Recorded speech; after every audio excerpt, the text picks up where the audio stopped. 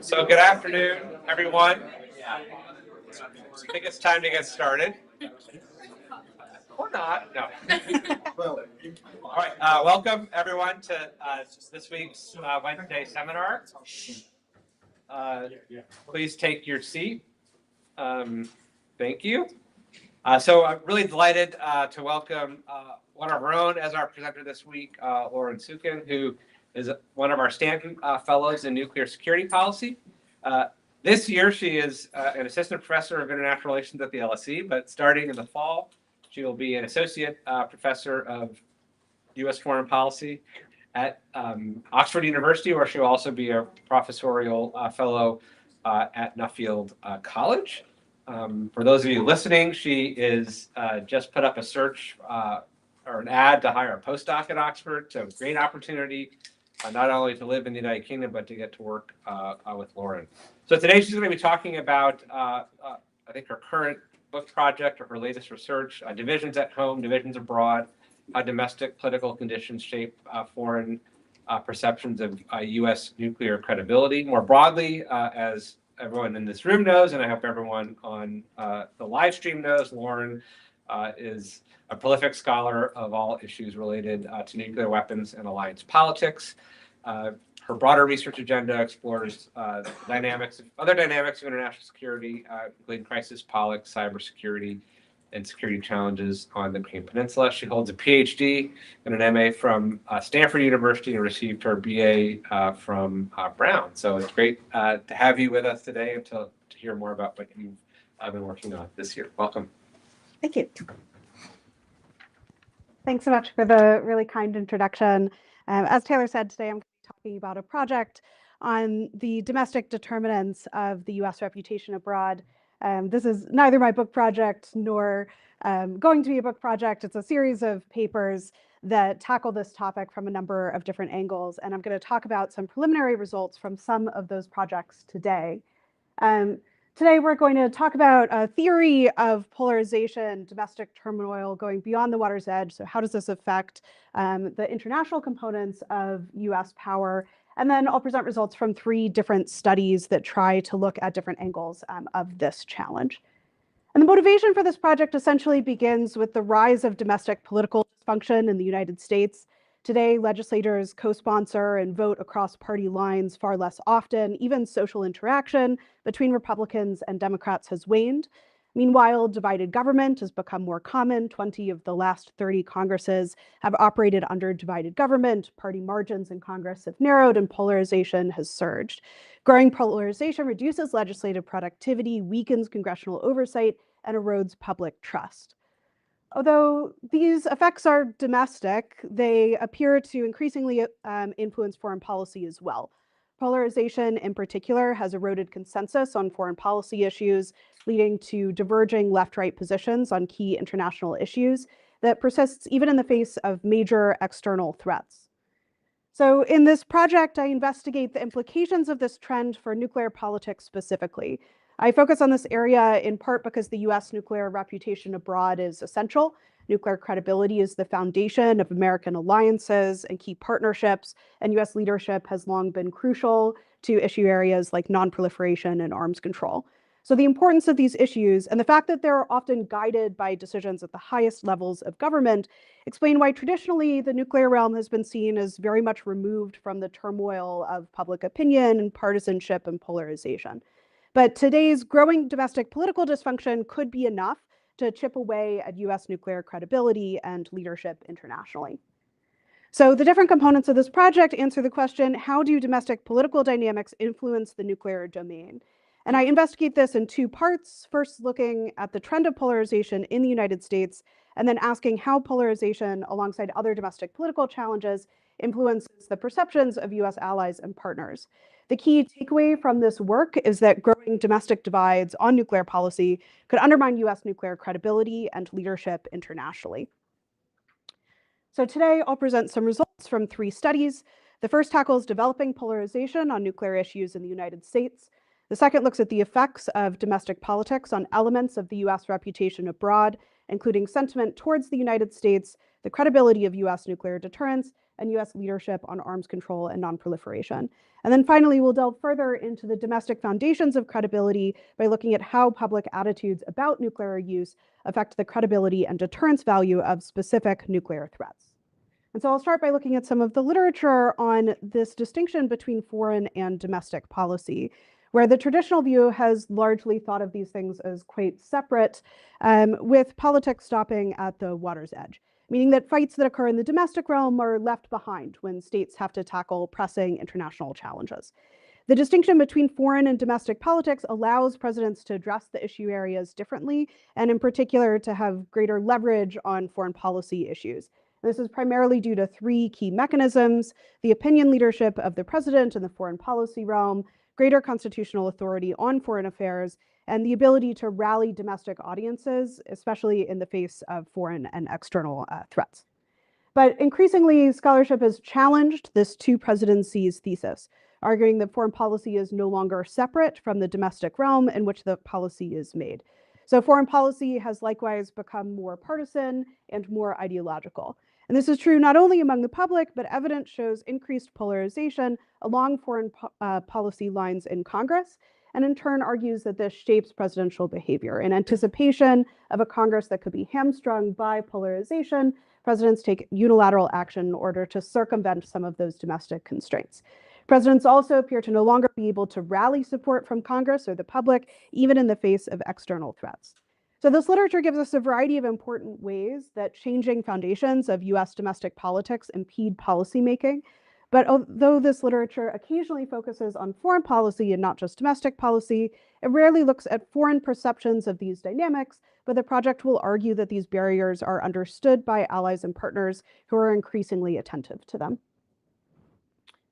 There is a small number of studies that have begun to think about how polarization influences the US reputation. I'll talk about two key studies here. The first is from Ken Schultz, who argues that polarization undermines the longevity and coherence of US foreign policy. So there's no longer a consistency between administrations in the foreign policy realm. Instead, allies expect high volatility when the presidency swings from Republicans to Democrats and vice versa. Rachel Myrick looks at these foundations further, in particular trying to measure these reputational effects by looking at the views of the British public and UK MPs. Rachel shows that heightened polarization in the US affects the US reputation negatively, in particular showing that the British public and British elites see the United States as a less reliable partner and a weaker leader on the international stage. And so the argument of this project builds on this literature. It expands the work by arguing that multiple sources of domestic dysfunction have reputational consequences abroad. We show that allies and partners alike are attentive to the dynamics of US domestic politics and grow wary when there are conditions like polarization that impede effective policymaking. Allies and partners understand that domestic dysfunction can lead to gridlock, extremism, or policies that are unfavorable to their interests. They think that these domestic challenges make it harder for governments to make swift, decisive, and favorable decisions, including in situations of threat where reliance on the United States might become more pressing.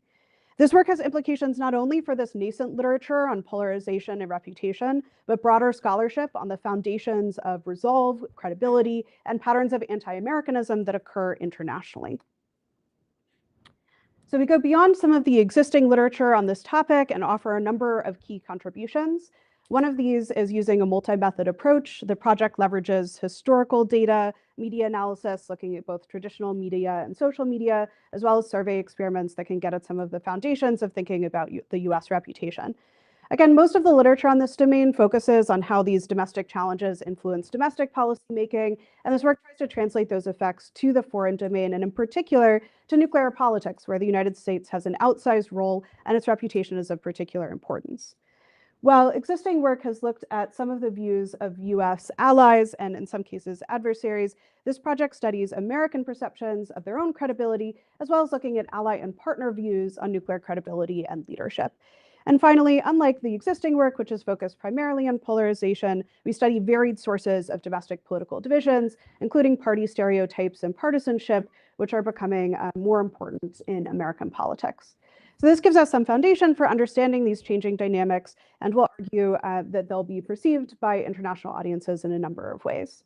Now I'm going to move to the first study that's part of this project. And this study tries to evidence growing polarization around nuclear policy issues in the United States. This work is probably the most preliminary of the three, so I'm going to highlight some of the findings from the work that we've done so far and tell you a little bit about some of the next steps that will be part of this paper. So study one uses three different approaches to demonstrate polarization on nuclear issues. The first will be to compare historical votes on arms control agreements. We're still collecting this data, so it doesn't appear in the presentation today. We're also going to assess public opinion data on nuclear issues. We do this using a sample of about 2,000 respondents that was collected in June 2023 via Lucid, the research marketplace product that's now owned by Cint. And we collect this data in a nationally representative way using stratified block quotas. This is standard for this literature. It's what, for example, YouGov does. In addition, we're going to look at social media data. And the data that I'm going to show you today comes from a collection of posts on X. We collect all nuclear-related posts that occur 1 week before or after President Trump's recent inauguration. That's about 12,000 posts that we collect using the X developer API. And we used supervised learning, in particular dictionary-based methods, to ID some of the topics and actors that appear in the social media posts. The next steps here are going to be to use active learning to reinforce the categorization in these topics. We'll also compare social media with a data set of news headlines that happened at the same time, which we're cleaning up now. And we'll ID the partisan leaning of both the posts and the users to get a better sense of the spread of polarization in this data. Okay. So I'll start by showing a little bit of the public opinion data. The headline finding here is essentially we have evidence of ideological divides on a wide variety of nuclear issues. Perhaps not surprisingly, we find conservatives tend to be much more hawkish in the nuclear domain. They're more likely to support nuclear modernization. They're less likely to support reducing the size of the US nuclear arsenal. They're also more likely to support the use of nuclear weapons, both in retaliation to nuclear or conventional attacks against a NATO state. And they're less likely to support the United States joining the TPNW. However, we do find that conservatives are much more likely to support withdrawing from NATO. About 35% of conservatives in our sample support this policy. Again, this data is from 2024, and so perhaps this is the result, 2023, perhaps this is the result of the changing conversation around NATO in light of the Russo-Ukrainian war. In this data, we notably find lower willingness to use nuclear weapons than previous studies. This is a bit of an aside, but I think it's worth noting here. We generally find that less than a majority of the public wants to use nuclear weapons in retaliation to an adversary attack on NATO. The only exception to this is that 57% of conservatives are willing to use nuclear weapons to retaliate against Russian nuclear use on a NATO state. This is different than some of the previous literature and suggests that there might be some constraints on Democratic presidents in this realm that may not persist for Republicans. So I'm going to show you a little bit of the social media data now. Again, we haven't yet looked at the partisan leanings in that data, but it should give us a sense of how social media posts track with other domestic political debates on nuclear issues. So what you see here is a distribution of the topics that appear in posts on X during the inauguration period. So a number of distinct topics emerge within this data. For example, we find that conversations about Russia, Ukraine, Iran, and Israel are most prevalent in the set of posts that have to deal with nuclear issues. And discussions of nuclear threats and command and control concerns come up quite frequently when we're thinking about different topics within the nuclear realm. The command and control tweets tend to be about sole authority and reflect concern about Trump's authority over the US nuclear arsenal. There is some discussion of diplomacy and arms control, but this appears much less frequently in this data than these other topics. So what we'll show here is the mean post count per day before, during, and after the inauguration. The overall volume of posts goes up slightly during the inauguration, but not particularly significantly. The key difference here is really an increase in the number of posts about nuclear command and control, again, reflecting potential concerns about Trump's use of the nuclear arsenal and the sole authority of the president. We can similarly compare the prevalence of nuclear-related discussions about different actors in international politics before, during, and after the inauguration. And here we see a spike during the inauguration in discussions of Russia, Ukraine, and China, but a drop in posts about Iran. It reflects the underlying tendency in the data to focus on nuclear threats over more optimistic posts about arms control or nonproliferation. And the preliminary work that I've shown here tells us something about the spread of nuclear rhetoric on social media and shows how it tracks with the goings-on of domestic politics. So the next step will involve delving deeper into the partisan framing of these different topics. We're now hand coding a sample of posts and users, and we'll use that to look at how Republicans and Democrats talk differently about these different topics and actors. Our preliminary work shows quite strong partisan divides on each of these major topics. So although this work is just the beginning, our findings point to some degree of polarization among both the public and elites on nuclear issues. Discussions in Congress around, for example, the Iran deal or continued support to NATO give us some indication of growing elite polarization on these domains. We find evidence of this in our preliminary work with the non-social media news headlines as well. And in addition, public opinion and social media trends track growing public polarization on a wide variety of nuclear issues, from threats to arms control and nonproliferation. So what I want to turn now to thinking about is what is the implications of this polarization, this changing conversation about nuclear politics for the US reputation, the ability to make threats and to leverage the nuclear arsenal in international politics. And we'll do that in the second study, which looks at how some of these characteristics of domestic politics are perceived by US allies and partners abroad. We're going to look at 4 different features of US domestic politics, and we'll argue that the literatures on each of these characteristics essentially can go both ways. There are reasons why each of these features might be beneficial for the US reputation abroad, and also reasons why each of these features might be seen as concerning for US allies and partners. The first feature that we want to look at is party, and scholarship shows us that the partisan stereotypes can be important when factoring into reputation, that Republicans and Democrats are seen differently, both domestically and by international audiences. We want to think particularly about one feature of Democrats and one feature of Republicans that may be salient today. Democrats tend to have a reputation for dovishness in comparison to a reputation for hawkishness for Republicans. But also Republicans' increasing reputation for isolationism could be seen as a concern by allies and partners that rely on the United States. So it's possible that either Democrat or Republican-leaning leaders could be seen as more credible. In addition to party, we're going to look at partisanship, by which we mean, do leaders choose moderate policies or do they choose more extreme partisan policies that match the farther ends of their bases? Now, again, there are reasons to think that partisanship could be beneficial for allies and partners, or that it could be a concern. On the one hand, partisans are less constrained. They might be able to make decisions that are more swift and decisive and not be bogged down by oppositionists. They're accountable to a smaller segment of the elites, and they're rewarded by loyalists, which means they might be able to support allies and partners who may have other parts of the US domestic political sphere that are not supportive of their interests. On the other hand, partisans are less moderate, and they might be able to evade costs for reneging on their commitments, especially alliance commitments. And also partisans tend to accomplish less because it is more difficult for them to develop bipartisan consensus.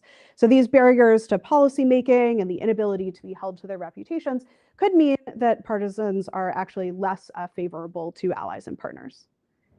Similarly, there are reasons to think that either unified or divided government might be preferred by these external audiences. On the one hand, divided government can slow down policymaking and impede decisive action, proving a barrier to presidents who might want to take action to aid an ally. On the other hand, divided government might check ideological extremism, balance against some of these trends of partisanship that we increasingly see in American politics. And so divided government may be seen as more favorable to foreign audiences, perhaps than it was in the past. And finally, we'll build on the existing literature in this space by focusing on polarization. On the one hand, polarization encourages presidential unilateralism. So allies who believe that a president has their best interests in heart may support the US government more under conditions of polarization that give their favored president more latitude. While on the other hand, polarization generally tends to impede policymaking and diminish public trust in government. Again, much of this work looks at some of the barriers for domestic policymaking. We'll argue that these barriers are understood by allies who are looking at the dynamics of US governance and the likelihood of getting favorable policy outcomes. So I'll summarize the hypotheses here. Essentially, what we're looking at are these 4 characteristics: party, partisanship, unified versus divided government, and polarization. We think there are reasons in the literature to expect either positive or negative effects from each of these dynamics on the US reputation and credibility abroad. We'll test these arguments using survey experiments that look at American and foreign expectations about the reliability of the United States. And before I go into the survey design, I want to say just a quick word about why it's important to study public opinion when we're thinking about reputation.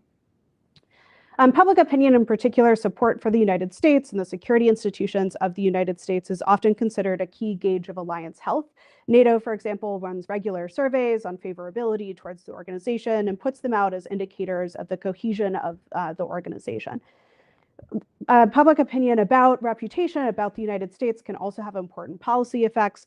For example, anti-American sentiment can strain alliances. We might think about anti-basing protests in Okinawa or West German protests about INF that give us some indication of pressures that these sentiments can put on the strength of alliance politics. Conversely, pro-American sentiment can create policy cohesion. Pro-American countries tend to vote more often with the United States in the UN, for example, and often offer contributions to US policy efforts. The paper that I cite here demonstrates how pro-American sentiment correlates with the willingness to provide financing and resources to the US war in Iraq. Alliance cohesion also matters for deterrence purposes. The Russo-Ukrainian war gives us an interesting example of this, where perceptions that NATO countries would be willing to support Ukraine, and in particular, the public mobilization around that message, is thought to be important to deterring Russian action and to constraining the conflict. In addition, we have these much broader mechanisms for how public opinion can affect policy. I'm not going to talk about these in depth, but we can go into them in the Q&A if anyone is interested. Public opinion can affect politics via mechanisms like audience costs, rally effects, media framing, lobbying, protests, party politics, etc. And all of these are different pathways through which the dynamics of the public can influence what policy outcomes get chosen. And this method is also useful because it allows us to study perceptual phenomena like resolve, credibility, reassurance, and deterrence. And there's a growing literature of studies that try to look at these dynamics using survey experiments that can get at some of the psychological micro-foundations of politics. Okay, so let's look now at the actual methodology for this survey experiment that I'm going to be talking about here. We recruit a sample of about 6,000 individuals in the United States, Australia, India, the UK, and Israel. This represents a spread of US allies and partners with different degrees of strength in their security guarantees or assurances, as well as a sample of the US, so we get a concept of how much the US public is committed to its alliances. I recruit this sample using SINT in August 2024, so this is during the Biden administration. The sample is nationally representative. We use stratified block quotas in the US and the UK, but those aren't available for the other countries. So they're still nationally representative, but it's a slightly worse sampling strategy. The survey experiment varies those 4 variables that the hypotheses are about: party, partisanship, polarization level, and divided government is determined by the mix of party controlling Congress and the president. You can see the attributes of those different variables here. And we'll look at 4 different categories of dependent variables: perceptions of the US reputation generally, so pro or anti-American sentiment; expectations about governance, so what would this government do in foreign policy; the credibility of the United States in terms of nuclear deterrence; and its leadership in the nuclear realm, thinking specifically about arms control and non-proliferation. So the text of the survey experiment is here. I won't linger on this too long. Essentially, we give respondents an imaginary government in 2028, where we vary the party of the president in charge, as well as whether that president is a partisan or a moderate. In addition, we vary the party of the majority party in Congress, and the combination of the party in Congress and president determines whether or not respondents are told there's unified or divided government. They're earlier given a block of text that defines divided government, unified government, partisanship, and polarization, which I'm happy to show you if you're interested. And finally, they're given text that says the US public is highly polarized or not very polarized, and reminded that this indicates the size of the gap between the beliefs of Republicans and Democrats in this context. Okay. So I'll start with looking at the dependent variable about the general US reputation. So we find that the domestic conditions under which the US governs has a significant effect on foreign perceptions of the US. We ask respondents to evaluate their favorability towards the US in light of the different treatments they received. And we find that partisanship and polarization decrease favorability while unified government increases it.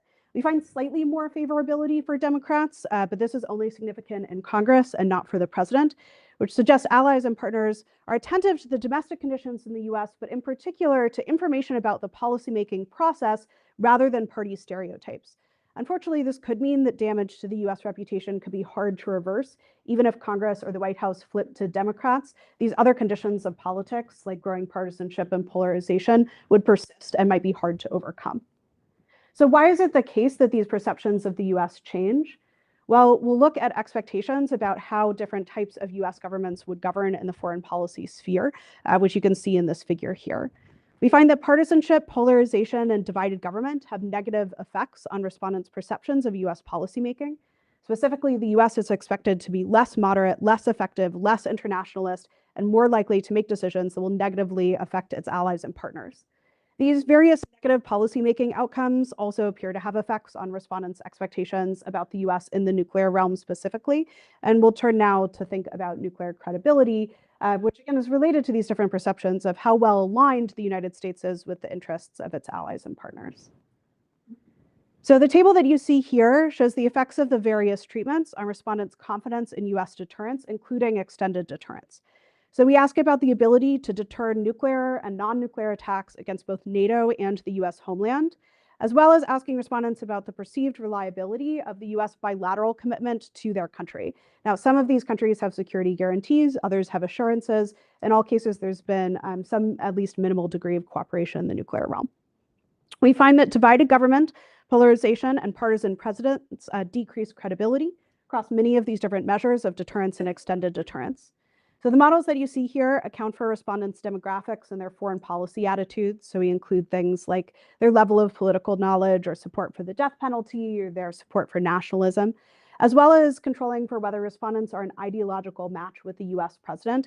That is, liberals abroad are matched to Democratic presidents, but not to Republican presidents. And we find that ideological matching consistently has an effect on perceived credibility of the United States.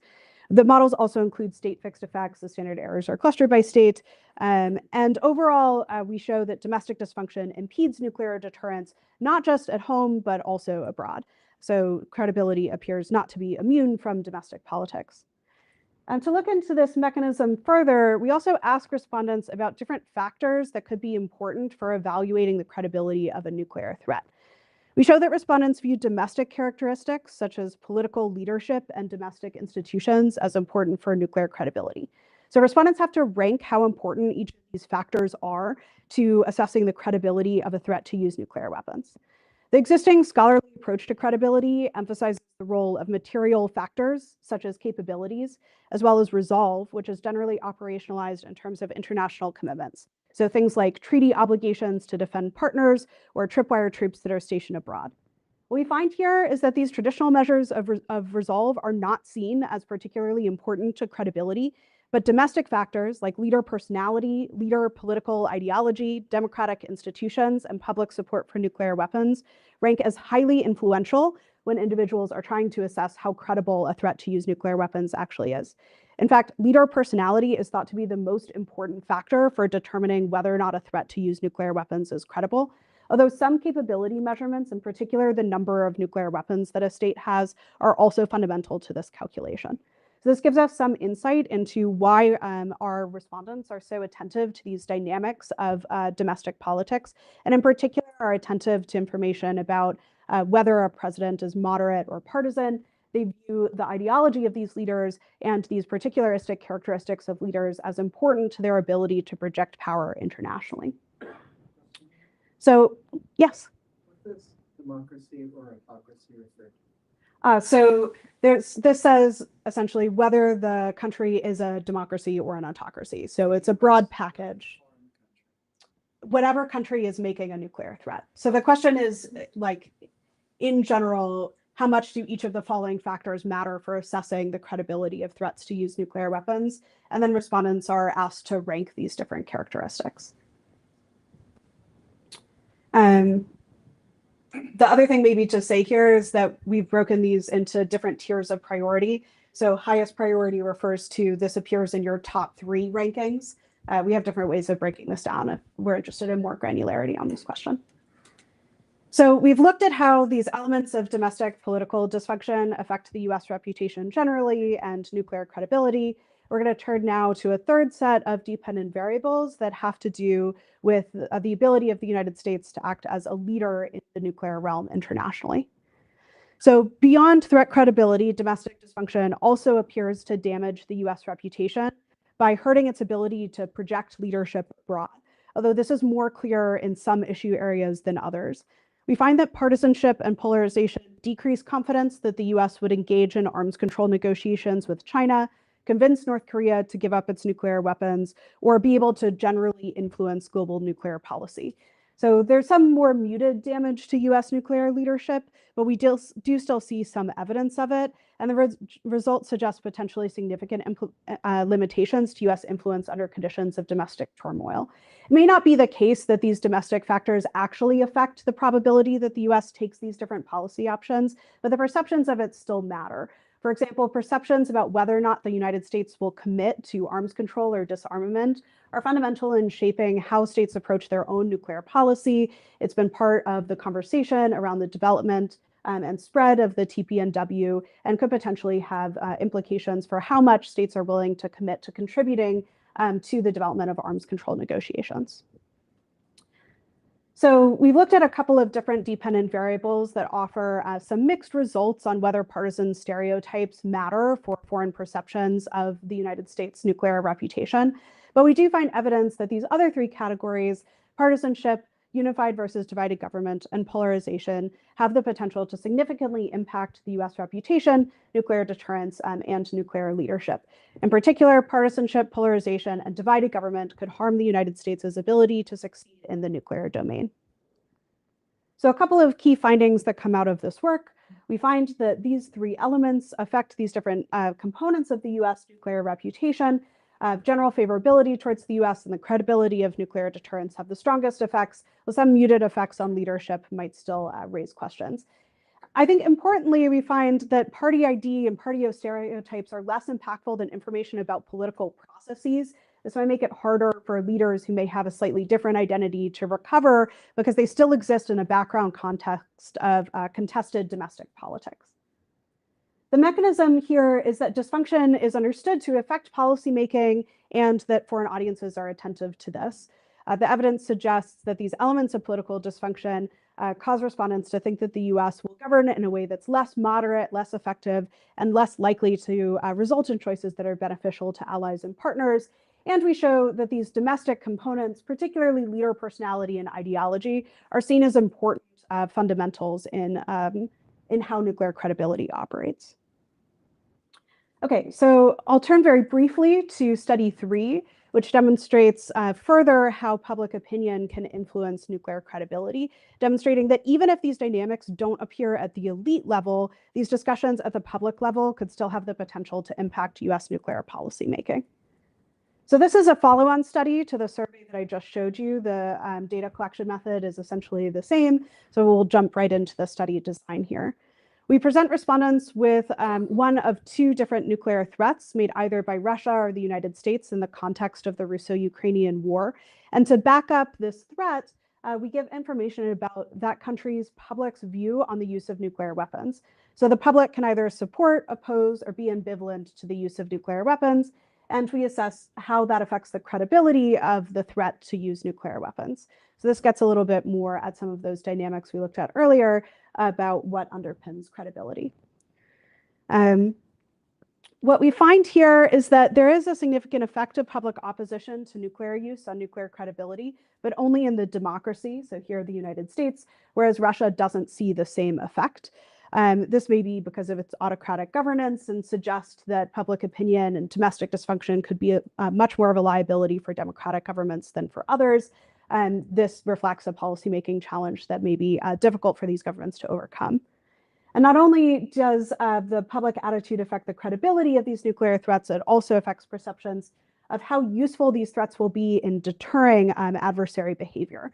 That is, we find that nuclear threats made by a government whose public does not support nuclear use are perceived to be less likely to keep the adversary from using nuclear weapons, either in Ukraine or against allied governments. In addition, we find that public opposition to nuclear use makes it less likely that a government's threat to use nuclear weapons is seen as deterring the spillover of the Russo-Ukrainian war into other territories. For the other measures that you see here, we see the same directional effects, but they're not significant.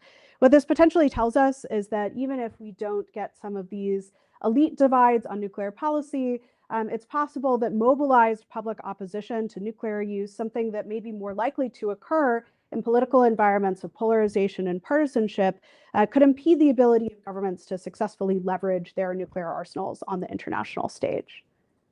So I'll wrap up with a couple of brief conclusions from this work. There are three key takeaways that I want you all to think about today from this presentation. The first is that foreign policy is not immune from domestic turmoil. We find evidence of polarization in the US public on nuclear issues, even though this is often a high-level expert issue that is thought to be separated from some of the challenges of domestic politics that other issue areas see. We also find evidence of policy harms showing that growing polarization and partisanship could impede US nuclear policymaking, in part because allies and partners are attentive to these dynamics and that the US reputation as a result could suffer. There are some policy implications of this work that we may want to consider. Most of the evidence that I showed you today comes from 2023 and 2024. Today, the salience of domestic dysfunction may be even higher. We might see escalated effects if we were to replicate some of this work. And these same dynamics of polarization and partisanship may be likely to grow throughout the Trump administration.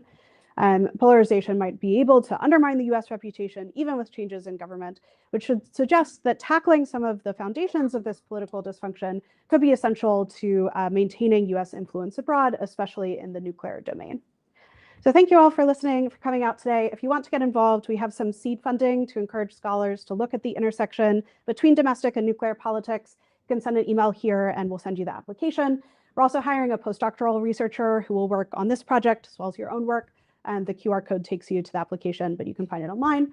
And I have a number of people to thank for collaborating with me on this project, including research assistants, admins, collaborators, and most importantly, the Carnegie Corporation of New York, who gave me the money to do all this. So I'll wrap up there and looking forward to a discussion and all of your questions. Thank you.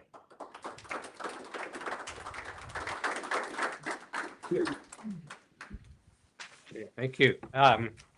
So please raise your hands. Let's see, Eric, Lynn Greenberg, you get the first crack, and everybody else. Awesome. Thanks so much for a really, really interesting talk. It was actually like a set of talks, so it was like the most info-dense talk in a while. I guess a question about the character of the state that is perceiving the United States, right? This is, I guess, both a theoretical question and also one about research design. So does the character of the state matter? And I think there's a few elements here. One is like, does the degree of polarization in the target or the receiver state actually matter, right? One can imagine that if it's a highly polarized state, I might view polarization in the United States differently. And then if I look at the states that you sampled in, right, many of them are US allies, many of them are nuclear states. Does the type of state matter, right? If it's a US ally that is perhaps a non-nuclear state that relies heavily on a US nuclear umbrella. So that was kind of one big question about the character of the state. The other is just about the hypotheses that we introduced, I think on slide 21. Like hypotheses 3 through 5, all are just kind of pulling in these different directions, right? We've got a positive outcome or a negative outcome. And I'm wondering if you actually have any strong theoretical expectations that tell us what you think the right direction is. Yeah, thanks. Great. So let me take the first question first. So I should say we only sample from a small number of states. Within those states, we don't see significant variation across them, which is why we show the aggregated results here. In the longer version of the paper, we break this down, but the effects tend to be pretty similar. Can you list the states again? I saw yes. India was on there. Yeah, so it's... Why do I care what India is? Well, so fair enough. In addition to the US, we ask about the UK, India, Australia, and Israel.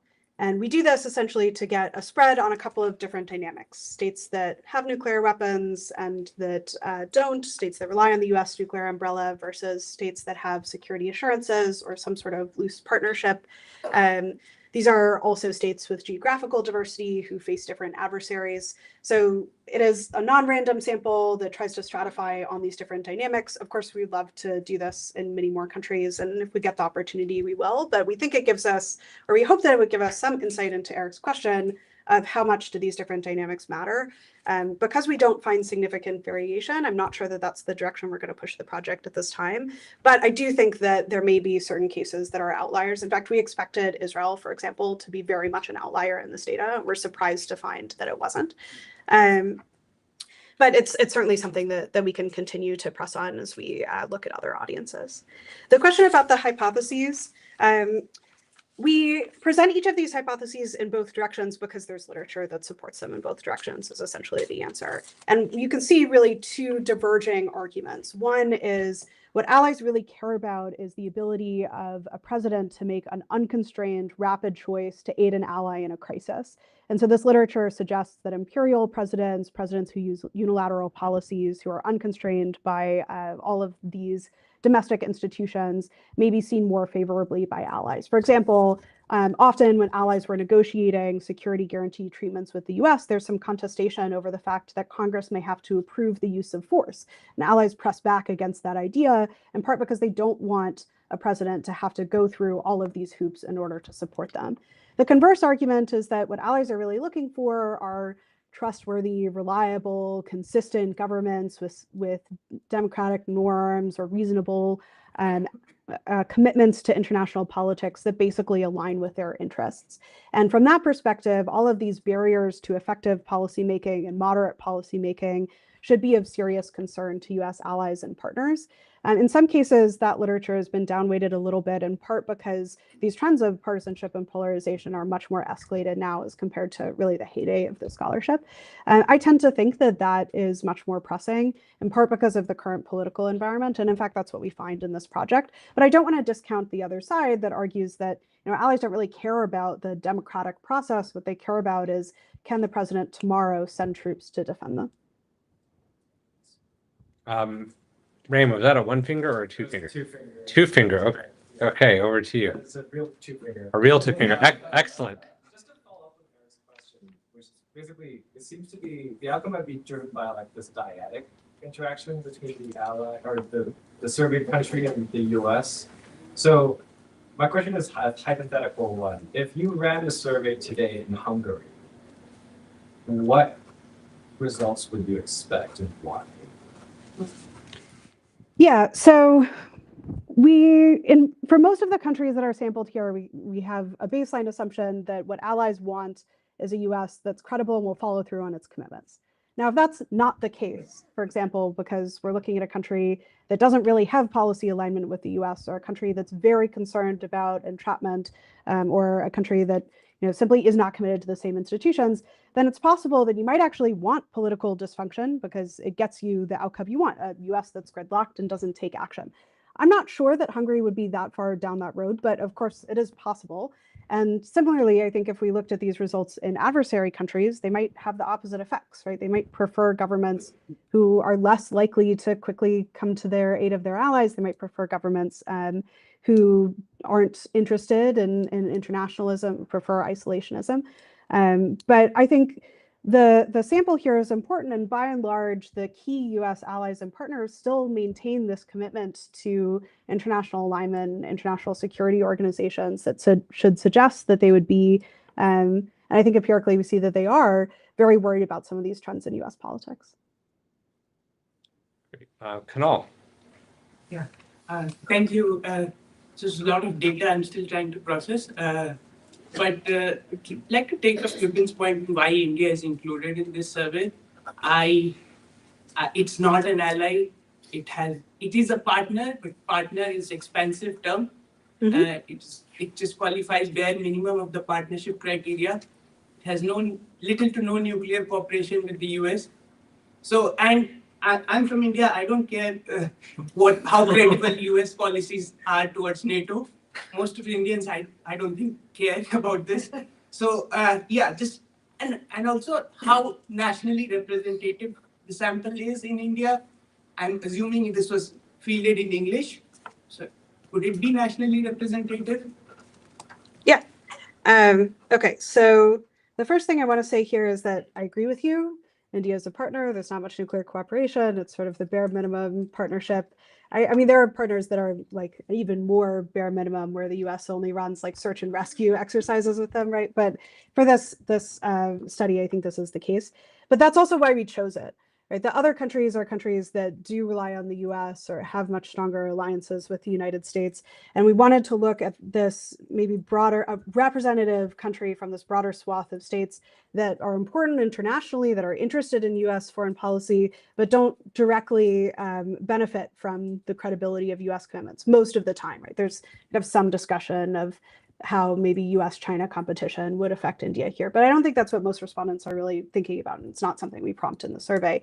But what I think this shows us is that even partner states or neutral states, or maybe states that are more aligned with US adversaries, still understand that the credibility and leadership of the United States is subject to its domestic dynamics. It might give us some insight into countries like, let's say, India or Brazil, that could be important leaders in lots of different nuclear domains, whether that's something like non-proliferation or arms control, or technical developments, disarmament. These other countries still matter, and I think it's important to assess their views.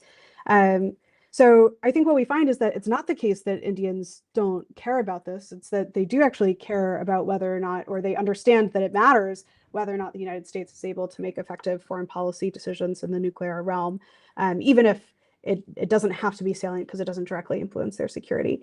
The second question on representativeness, yes, this is fielded in English. We don't do this version of the survey in Hindi. And there's also low internet penetration in India in some regions. We do have a decent regional distribution in India, but of course, there are lots of reasons why this is not a perfect survey. And we need to be careful in the paper about how extensively we make claims about national representativeness as a result.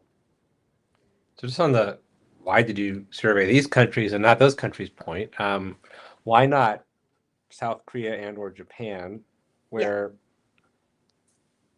public concerns about U.S.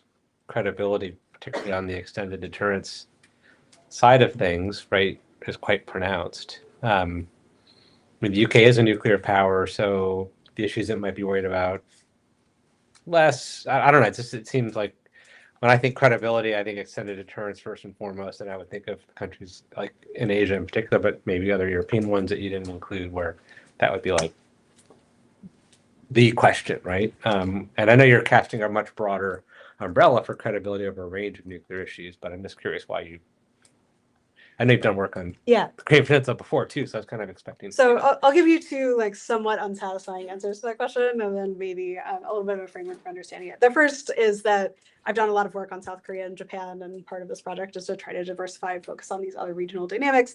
The other answer is due to the constraints of the project. We wanted to run all the surveys in English, keep them comparable, not hire translators. So part of this is just the scope conditions of what we're able to do with this experiment.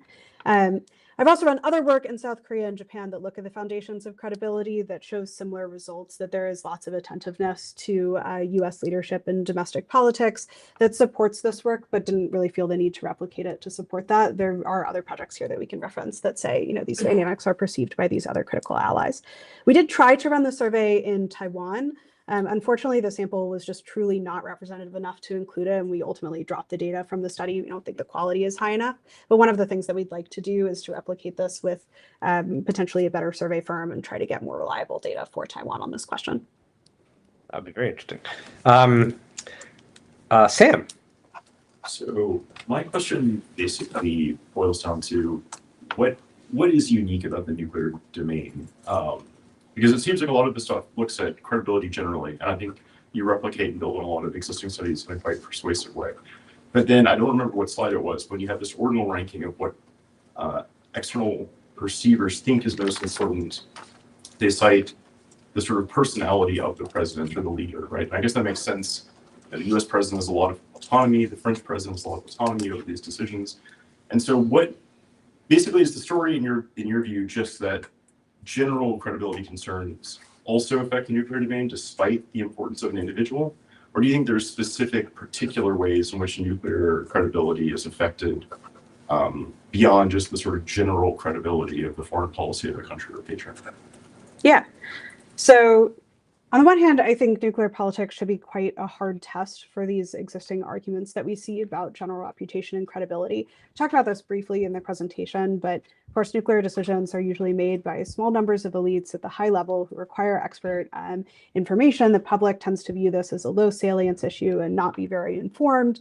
And it's something that is critically important, right? The decision to use or not use nuclear weapons is one that should depend mostly on how immediately threatened you are by an adversary. And from that perspective, this idea of a rally effect that contributes to this two presidencies argument should be really salient here. It should be the case that on this issue, perhaps the most of other issues, that governments are able to bring together Congress and the public to support whatever is actually the right answer, right? Rather than having these kind of petty partisan fights. And so it should be insulated, and yet we see that it's not. And so it's one of the reasons why I think it's important to look at these dynamics in the nuclear domain. But there are other ways in which I think the nuclear domain is unique that could be particularly important here. One is that the reputation of the United States really matters, but there's also no data. Right, so a lot of the literature on reputation for resolve, for example, is looking at, do you support allies by sending troops or implementing sanctions, taking other sorts of costly military actions? But those are nothing compared to deciding to use nuclear weapons. And so I think in the absence of a lot of that information, we might expect that these more perceptual features, or the low information that you might have about the character of a foreign country's government, might become actually more important. And so in this domain, we might need studies like this to help us understand why the public is attentive to this when they can't just simply calculate effectively the probability that the US follows through on promises by looking at what they've done in the past.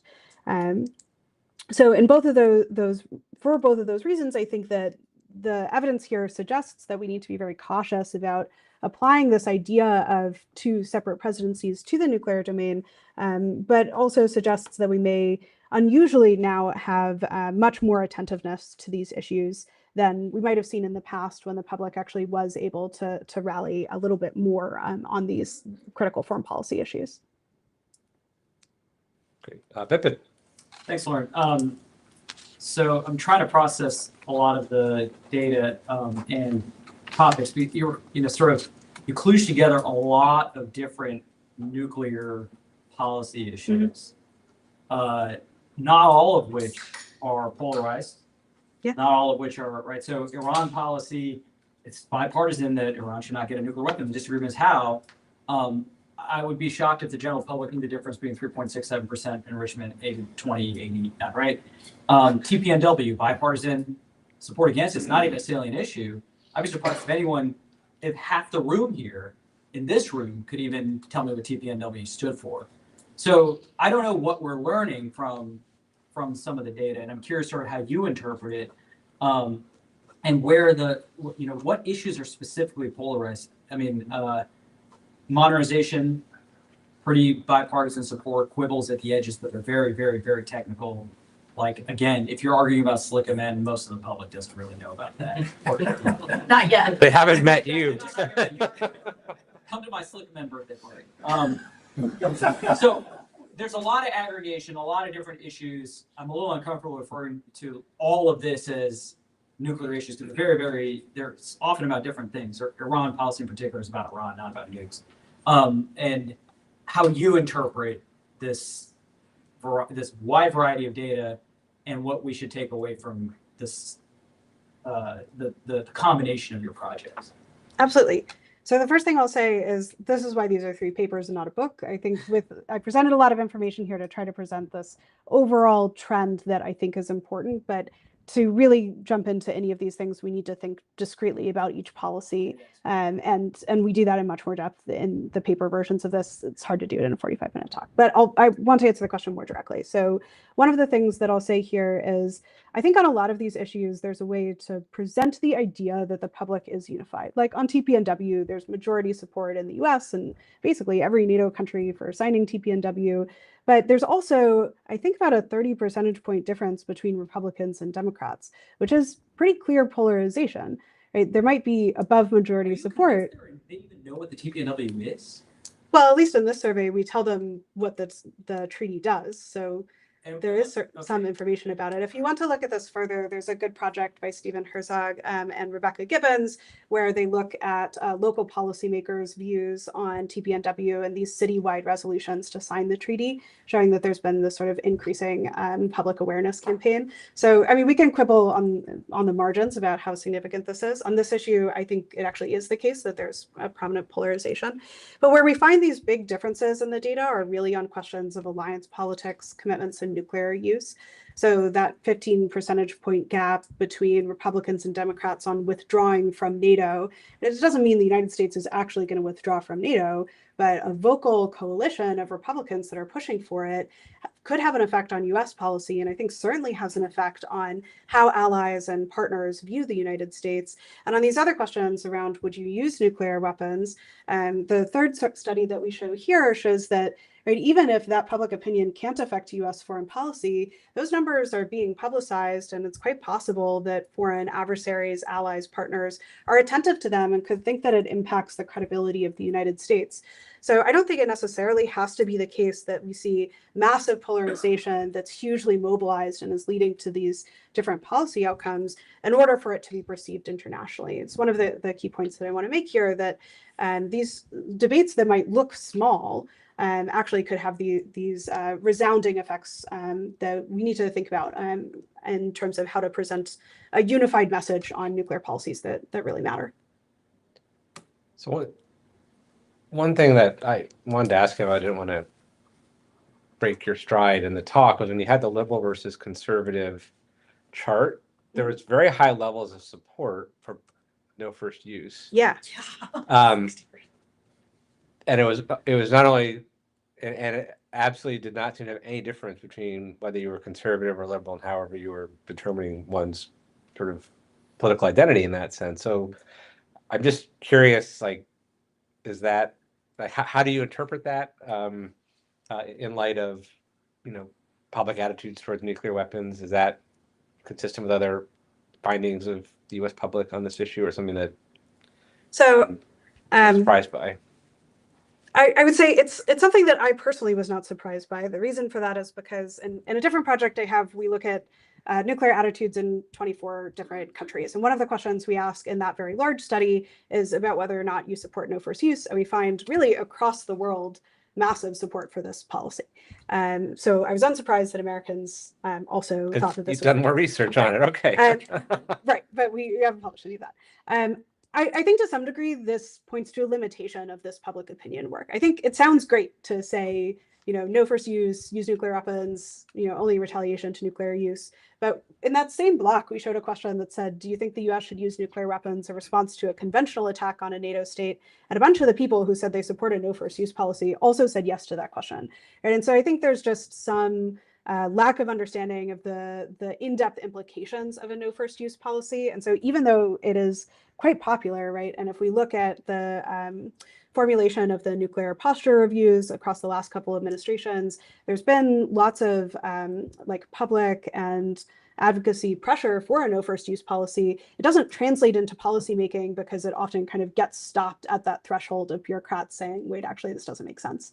And we see the same thing in places like South Korea and Japan, where there's support for a no first use policy among the public, but not among governments who then actually lobby the US to make sure that this doesn't end up part of its nuclear posture. So there are some issue areas where the public clearly diverges from elites, probably because of information thresholds, but that doesn't mean it doesn't matter. These things might be part of the political conversation, even if they don't actually change policy in the end.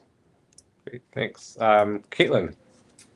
Thanks for the talk. I have a question that's sort of going back to some of what Sam was asking. So there's a lot of data here to assimilate. I'm kind of thinking about the takeaways. So you've convinced me domestic dysfunction isn't a good thing for alliance credibility. I guess what I'm wondering more about is how important domestic dysfunction is versus some of the other variables that are tested in your research, and also just that intuitively might matter, like a president's expressed views on the circumstances under which we would use nuclear weapons.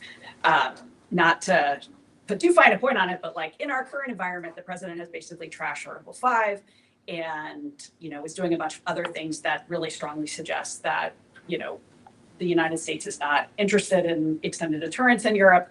And that's what's actually sparked the first serious conversation in a while about like a Euro deterrent, right? So like, yeah, the fact that we've been polarized and have all this domestic division, that's bad. But the thing that seems to be pushing it over the edge in terms of allied perceptions is what's coming straight from the top. And so you have these findings about leader personality and leader ideology being really important. And I may have missed it, but like, do you have a comparative on the magnitude of the effects of these different things in the way countries assess our credibility? Yeah, so I'll say maybe 2 or 3 things here. One is that we don't vary the expressed views of the leader. We keep the leader generic in the experiment, but we do vary the party, and we feel this in the shadow of the 2024 election when Biden and Trump had already said quite a lot about nuclear policy in NATO. So I think it's possible that our respondents are imputing Trump and Biden into the Democratic and Republican leaders. We do find that on top of that party stereotype, these other factors like partisanship and polarization still matter. If we ran it without party leader, we'd probably find bigger effects for these things, but they're absorbed in part by these different expectations about what, dovish Democrats or hawkish / isolationist Republicans might do. So I think the effect is additive, but that doesn't necessarily mean that it's bigger than a president who is willing to say the kinds of things that President Trump has been willing to say. The other thing that I might say here is we do find that in that sort of general question where we're asking people about what goes into their thinking for the credibility of a nuclear threat, that leader personality and ideology are much more important than some of these other factors like the presence of domestic institutions. So we can show some difference in magnitude there, that leader personality in particular seems to really matter. I don't think we have enough data though to say exactly how it matters, and we might need some follow-up work to kind of tease out that mechanism a little bit. But I guess as far as the implications, like is the implication of that then that, because that the takeaway that I take from the end of the talk is like domestic dysfunction is sort of your, what you're honing in on, like we should deal with this if we want to have more credibility. But like, does that other finding, because it was way off the charts about ideology, does it basically say like, no, it's the president, like the president is what determines this, and this domestic dysfunction stuff is more marginal? That's what I'm kind of. I think substantively what I would say is that it could be the case that a president could have outsized effects relative to everything else. We can't really test that in this project, but I think we've already seen this to some degree be the case with Trump. Nevertheless, I think that we need to think about domestic dysfunction as an important background characteristic, even with an extreme president. And part of what I want to gear this project to is thinking about how do you come back maybe from a leader who's been, let's say, inconsistent about American promises. So if we are able to solve the problem of leader personality with a leader that maybe doesn't have the same quirks as our current president, all of these things are still there.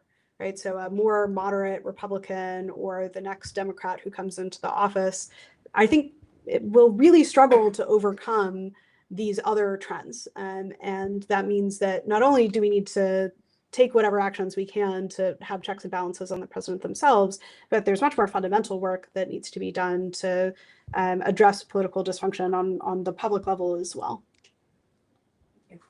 Charlie.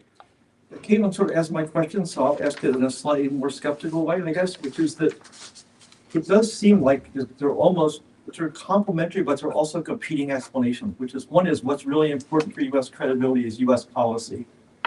And the other is that what really important is domestic dysfunction. And I would actually separate dysfunction and polarization also. So, but it seems to me that there's a very strong case just looking at U.S. experience since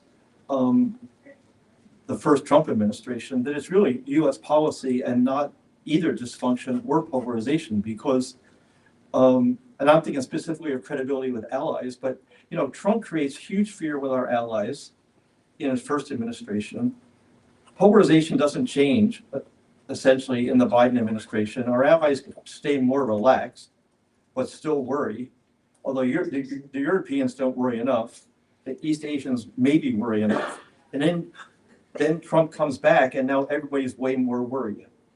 But essentially polarization doesn't change. And it also didn't change before the first Trump, I mean, it preceded the first Trump administration. So you've got this huge variation in US policy, which quite clearly affects credibility of our alliance commitments, and largely no variation in American polarization. And so if that's true, then the model would be something like it's really US policy that matters, and then polarization matters in the background because it's a future possibility. If the country is very polarized, in the future you might get another one of those presidents. Or, but if you think about the possibility of if Trump hadn't been elected and we just had Democrats with the same degree of polarization, which is pretty possible given how close the elections are, we'd be in a totally different world, same polarization. So it sort of seems like you would need to take that on a bit more directly. Thanks. So I think one component of this is to say the data that we're presenting is from the Biden administration, not the Trump administration. What we're evidencing here are worries about these political dynamics, even absent Trump being in power. And so I don't think it's the case that everything was fine and dandy and allies weren't concerned, even when there was a Democratic president who was much more moderate, maybe less constrained by some of these dynamics. I also disagree with the premise of your question a little bit, in that I do think that polarization has increased quite sharply since the first Trump administration and before that. So there is change that's happening, at the same time. That's not to say that policy doesn't matter. Of course it matters. And it may be that that is the primary factor and this is a secondary one. I think it's one of the things that we should look into as we develop these projects. How can we kind of account for those dynamics? But part of the reason why I think it's useful to have some of this older data and then hopefully to replicate some of these studies under Trump is to see, how much this matters both in and out of the shadow of a president who's really willing to renege on commitments. So what would you have expected to find if you had run this survey in 2017? I think if we'd Or run 2023, right? So yeah, I think if we had run the survey in 2017, then we probably would have expected to find some, but not as much concern about these factors because there hadn't been as much evidence that they produce the kind of dysfunction that allies are worried about. They were on the scene and there was certainly coverage of them, but we didn't see quite to the same degree some of the impediments to domestic policymaking and decision-making that I think are increasingly evident now and will become much more complicated as some of the traditional levers of power are stripped away in the US. Barry. Conversation has caused me to have even more questions, but I'm going to try and only ask one.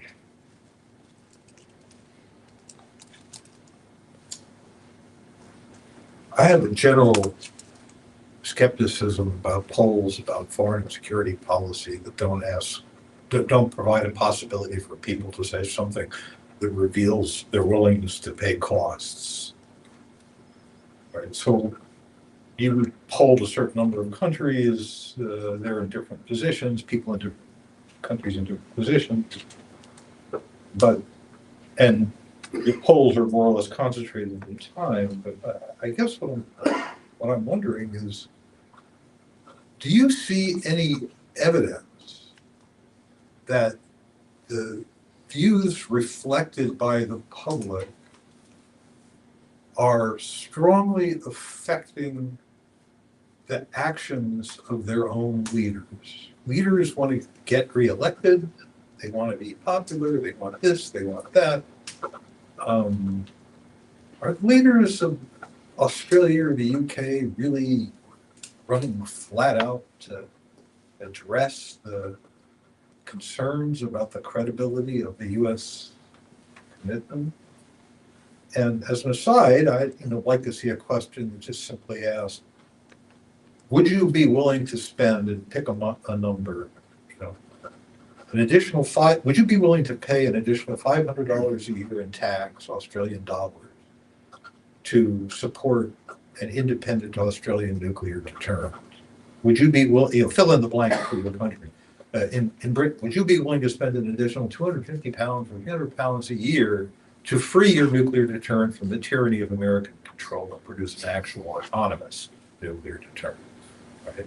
I'd like to see that added, because that would give me an idea of whether what you've done here is just kind of prompt people to blurt out the first thing that occurs to them about the problem.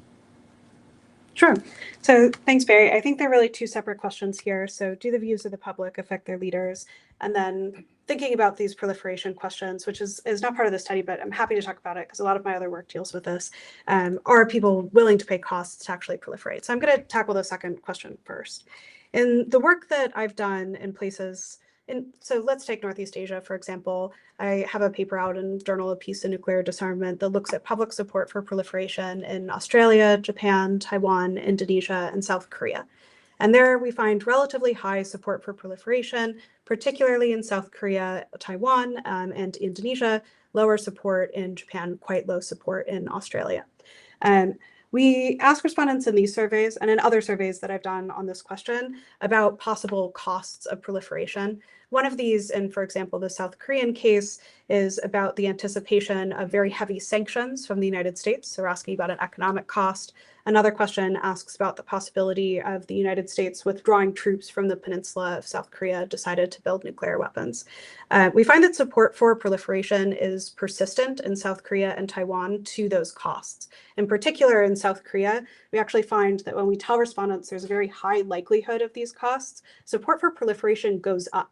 Now, that concurs with the work that I've done, which suggests that part of the motivation for proliferation is greater independence from the US and concerns about reliance on a United States that respondents think is perhaps irresponsible, either because they'll abandon them or because they'll start a war. So these indications that they'll suffer these monetary costs just reinforce the idea that what they need to do is develop their own independent capabilities. If you ask it a different way, you don't say there's a very high likelihood you'll have to pay these costs, but do you expect to pay costs? We find in places like South Korea and Poland, where there's a much more robust conversation around proliferation, that expectations of costs are very high. 76% of South Koreans think that the United States is going to withdraw troops from the peninsula if they developed their own nuclear weapons. But they want that, right? Because part of the benefit of these costs is establishing that independence. So there's work that includes these costs. There are a couple of people who've asked similar questions who go the other way. In particular, there's evidence from Man-Sung Yim, who's currently at Texas A&M, who finds that if you phrase the costs to South Korea in terms of a loss of the nuclear energy industry, which is one possible outcome of proliferation, that actually does diminish public support for proliferation, but monetary costs or military costs don't seem to have the same effect. Now, the caveat to that is that in places where there's less of a conversation about proliferation, so if we go back to the study I initially mentioned and look at a place like Indonesia, then costs diminish the public support, right? This is an initial knee-jerk reaction to the dynamics of international security without a lot of information about what really that would entail. However, I think that's where it starts, right? If you'd asked these questions in South Korea 20 years ago, then they might have been resistant, or they might have been less resistant to some of the costs of proliferation. But as this public conversation becomes more and more pressing, then you start to price in all of these other factors. And you could look also at, for example, Nick Miller's work on sanctions, the anticipation of sanctions as part of the decision to proliferate or not. I think there's a lot of work that suggests that once you get to that point where proliferation is a viable option, people are willing to pay these costs. So that's the first part of the answer. The second part of the answer, I think, actually builds on this, which is to say that the views of the public do create these conversations at the elite level. In the South Korea case, again, you have political leaders who've been talking about proliferation for a long, long time. But as this has become a much more accepted public view, those leaders have stepped out from giving talks at APAC and other sort of closed door, more conservative environments to advocating much more openly for these policies that have this really disparate partisan support for them. We can look at the Euro deterrent conversation in Germany or Poland or now even places like Italy and make the same argument. It's not that there's never been public coalitions for these nuclear policies. It's that they have the opportunity to be louder. They're publishing in mainstream media sources. And then we're seeing these coalitions of individuals who maybe have thought about this policy, but not openly advocated for it, become much more vocal. There are lots of other issue areas where I would say the views of the public do actually affect leader policy on nuclear issues. So I pointed to earlier in the talk, for example, INF in West Germany and some of the effects that had on negotiations between West Germany and the US. We might also think about modern conversations on disarmament and these grassroots movements in favor of disarmament, affecting how governments deal with the TPNW and these humanitarian movements for nuclear weapons. weapons. So we could talk about this in much more depth, but I do think the views of the public, even when they're quite ill-informed, ultimately matter. They create opportunities for leaders who support certain policies to become much more influential and much more vocal. And we're now seeing on even a very controversial issue like proliferation, former generals and important political leaders talk about these issues as part of presidential campaigns or in the most visible media sources in Europe and East Asia. I think this comes from a place of a public conversation that's growing and expanding. Jim Walsh. I enjoyed the talk. I do think some of the slides were so small that they weren't actually readable. Yeah, I apologize for that. So what you could do is divide them into 2 slides. That will give you more space and the ability to raise the phone number. Can we go back to the first slide on public opinion where we talked about first use and the ban treaty? Sure. Let me do that here. And I'm only, this is a point of clarification. I just want to, so the ban treaty, while there is differences, scores super high for both sides, yes? Yes.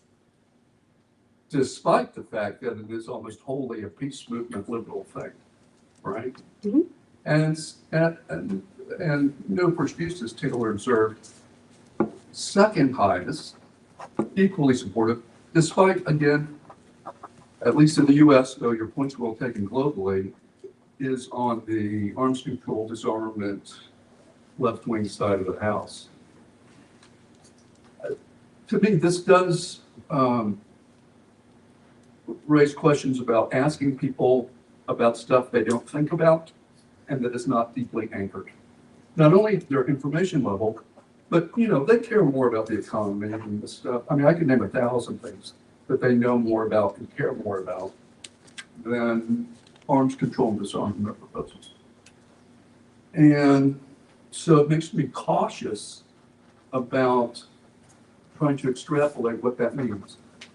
And I'm wondering if that caution disappears simply by going to a survey experiment where you're still asking people about stuff they don't think about and isn't fully anchored in their daily life.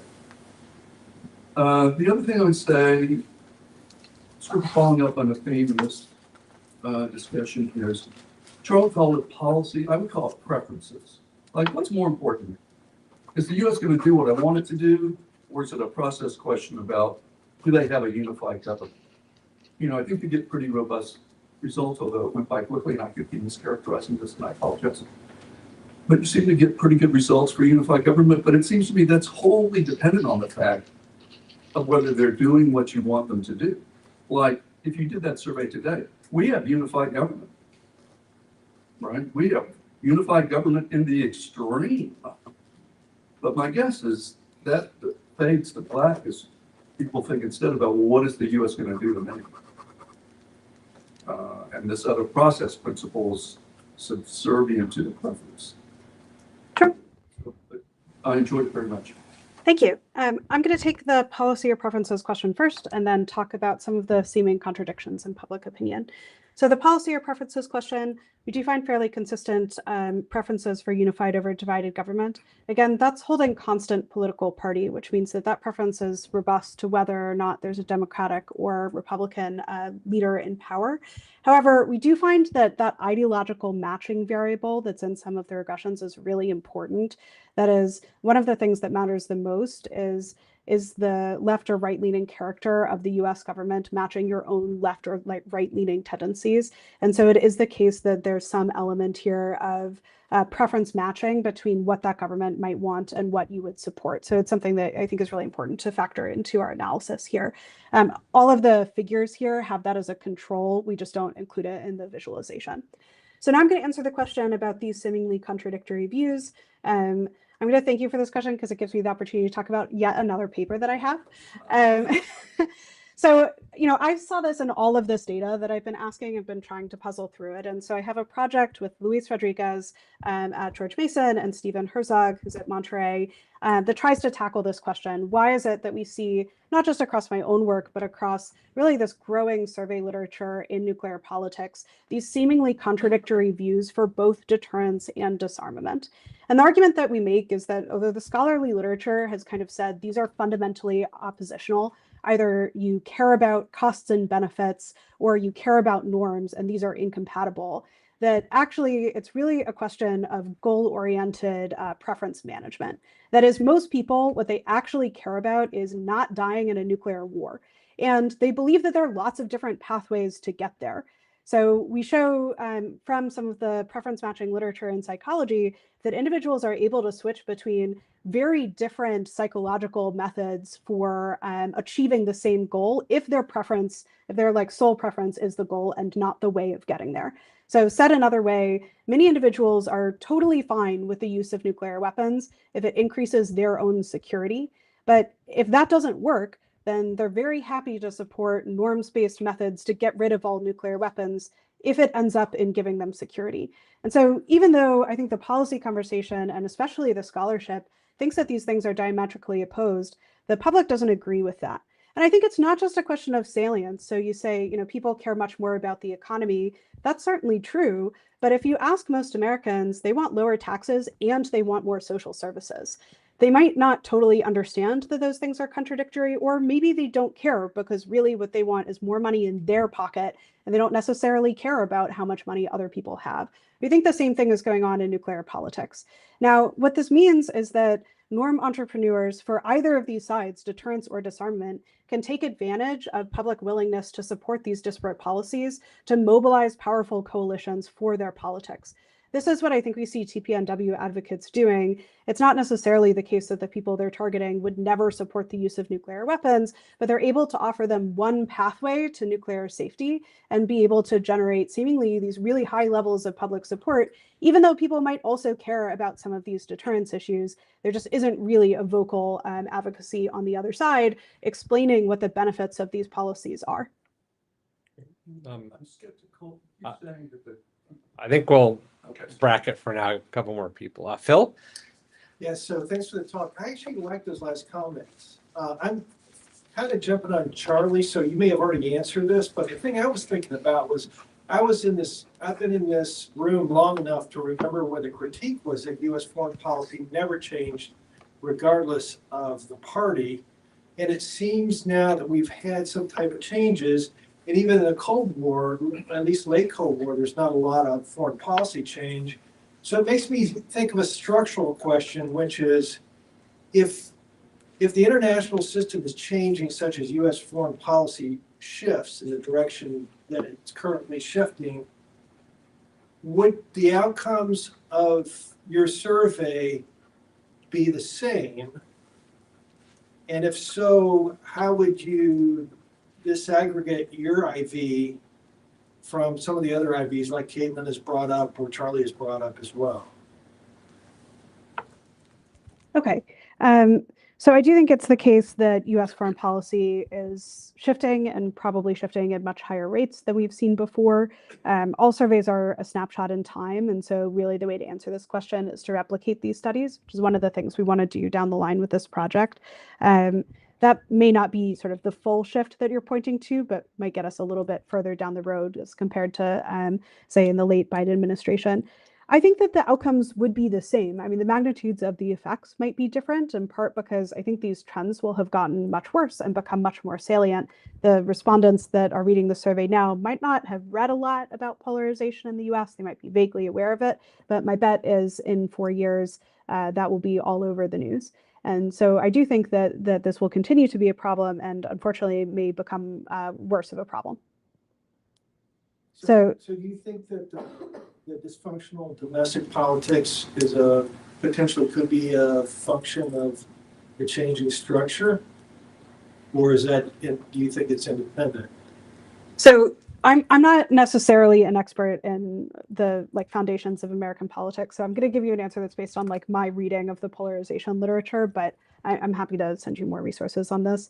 I think it's in part structural, so part of it is about, for example, the increased trend towards gerrymandering. Part of it is about changes in the media environment, but it may also be about sort of shifts in ideology that are independent of some of those other structural factors. So it could be that even if the media environment doesn't change and there's no additional barriers to voting that are added, that we're already on this pathway where Republicans will move much further to the right and we'll see some sort of backlash among Democrats. But I don't know that that's the result of shifts in the international system so much as shifts in how domestic politics work. And I'm not sure that the trends that we see in polarization and partisanship are really responsive to these international factors, so much as something that's happening domestically at such a scale that it's now part of the conversation in foreign affairs, whereas it wasn't before. Great. And the gentleman in the back from Belfer. Oh, yeah. Yes. Hey, Hi. Alec. Alec, thank you. Yeah, sorry about that. I'll be brief because I know we run out of time. But I think amazing work. There's so much in there. Bit overwhelming, but so my set of questions I have is, how much does it matter how well people know about US and US politics? I'm specifically thinking what I found pretty surprising is that Congress sometimes seems to have more of an effect than the president, but I'm not even sure if people really know outside of the US what Congress does at all. I would even be surprised in sort of my own country, the greatest of all allies, Germany, is if people would know that Trump is Democrat or Republican, like the average person. I'm not even entirely sure about that. So I would be interested in how many questions about that you've asked and how it influenced the results. And the second one is more tying to your earlier work, some of my work, and that is, I know for now you're just pointing out the effects, but I would be interested when you talk about dovish or using news. Is it actually, do you think people, how do you think about it if people think it's bad or good, right? It could be that people actually think the dovish US is good or not. I know it's not the core part of your presentation here, but I would be interested in just how you think about it. Thank you. So we control for a couple of different variables that might give us some indication of how much people know. We ask them to self-report their knowledge on foreign policy. It's not a perfect measure, but it's one that's pretty common in this literature. So we control for that. We also have education level and income in these regressions. And we ask a question about whether or not individuals have served in the professions of law, military, international organizations, or government. We think this gives us kind of a rough semi-elite sample. The major effects persist if we subset just to that subset of individuals who might look maybe closer to some of the demographics of true policy elites. But there's more that we can do to kind of delve into the high knowledge respondents versus the low knowledge respondents in the data. It's a good direction for what we can do next. Yeah, so the way I'll answer this question is saying we kind of deal with this with the ideological matching approach, which is to say, some of the time it might be the case that respondents actually prefer a much more dovish US and a much more constrained US, and some might prefer a more hawkish US and a more powerful executive branch. One of the things we haven't done yet, but which would be interesting to do, is maybe to break down the results by doves and hawks and see if we get maybe mismatched preferences for something like divided or unified government to get more of a sense of how much people are interested in presidential unilateralism based on these different perceptions of what type of credibility different individuals are interested in. So thank you so much for that idea. We'll definitely check it out. Wonderful. So we're at time. You win an award, I think, for presenting 3 papers in one talk. So congratulations. But more importantly, you've also shown that there are many more papers that we should be reading that were not presented today. So please join me in thanking Lauren.